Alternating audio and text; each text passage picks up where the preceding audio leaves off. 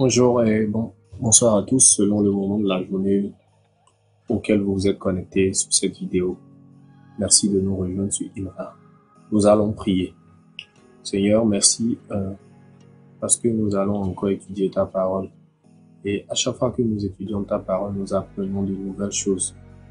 Des choses qui nous font grandir dans la foi et qui nous font grandir dans la société aussi. Merci de nous inspirer. C'est dans le nom de ton Fils Jésus-Christ que j'ai prié. Amen. Aujourd'hui, nous allons aborder le thème le repos des soldats. Le repos des soldats. Ésaïe 14, verset 3 dit ceci. Israël, un jour le Seigneur te donnera du repos après tes souffrances, après tes épreuves et le dur esclavage que tu as connu. Israël, un jour le Seigneur te donnera du repos après tes souffrances, après tes épreuves et le dur esclavage que tu as connu.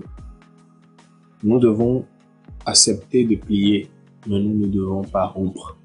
Nous devons accepter la souffrance et la comprendre. Nous devons même la vivre avec joie, parce que quand nous sommes des enfants véritables et des enfants obéissants, cette souffrance participe de notre maturité, de notre maturation dans la foi. Et quand nous lisons dans Romains 5, les versets 3 à 5, la Bible nous dit ceci. Bien plus, nous sommes fiers parce que nous souffrons. Nous le savons, la souffrance rend patient. Et quand quelqu'un est patient, il reste fidèle malgré les difficultés. Celui qui est fidèle garde l'espérance. Et cette espérance ne trompe pas. En effet, Dieu a répandu son amour dans nos cœurs par l'Esprit Saint qu'il nous a donné. La patience que produit la souffrance est quelque chose de fondamental quand nous voulons aller loin dans la foi.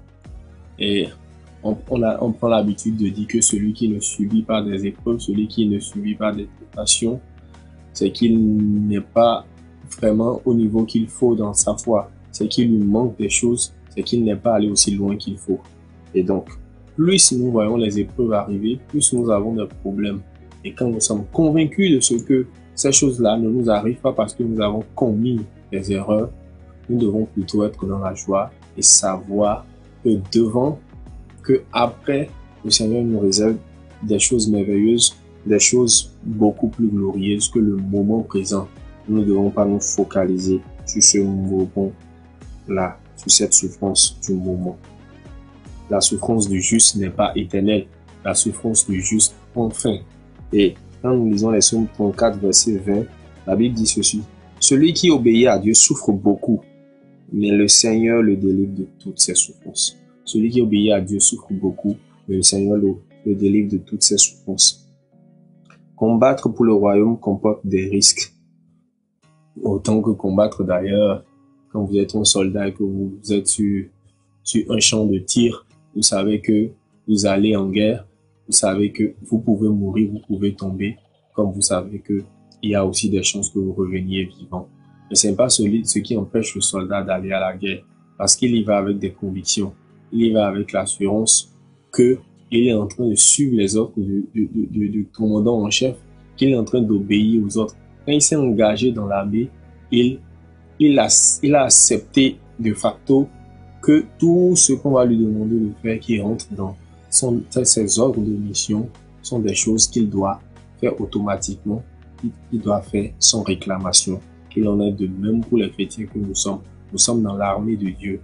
Et à chaque fois que nous rencontrons des difficultés, nous devons savoir que le général que nous avons, c'est un général qui ne perd jamais. C'est un général qui n'a perdu aucune guerre et qui n'en perdra aucune.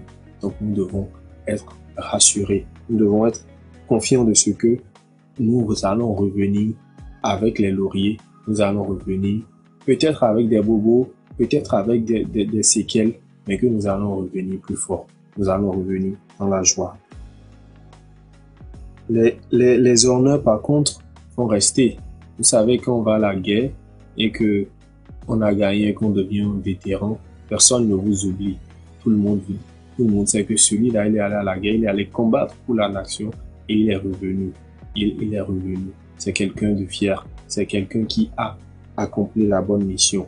Donc, quand nous sommes des soldats de Dieu, quand nous sommes des soldats de Christ, nous devons savoir que notre général qui ne perd jamais, il nous assure des lauriers, il nous assure une certaine réputation qui n'est pas une réputation qui incite à l'orgueil, mais une réputation qui est glorieuse, qui porte des phares et qui définissent les chrétiens que nous sommes. L'avantage à combattre aux côtés de Dieu est double. Nous gagnons toujours. Nous avons des primes célestes. Nous ne faisons pas de compromis, donc nous dormons bien. Romains 8, verset 18 dit ceci.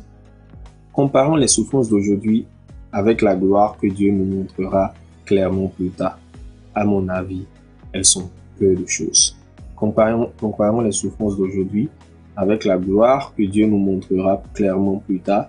À mon avis, elles sont peu de choses. Avec quoi, comment définissons-nous nos problèmes actuels? Est-ce que nous nous fondons sur nos sorts? Est-ce que nous nous comportons comme si Dieu était incapable de nous sortir de ce guêpier dans lequel nous sommes peut-être? Si nous avons des doutes, c'est peut-être que nous devons questionner notre foi. C'est peut-être que nous devons questionner notre intimité avec Dieu. Parce que Dieu, lui, il est un général qui ne perd jamais. Mais est-ce que nous sommes des soldats qui sont confiants? Est-ce que nous sommes des soldats qui croyons en ce que notre général est un général qui ne perd jamais? Là se trouve toute la question. Merci de m'avoir suivi.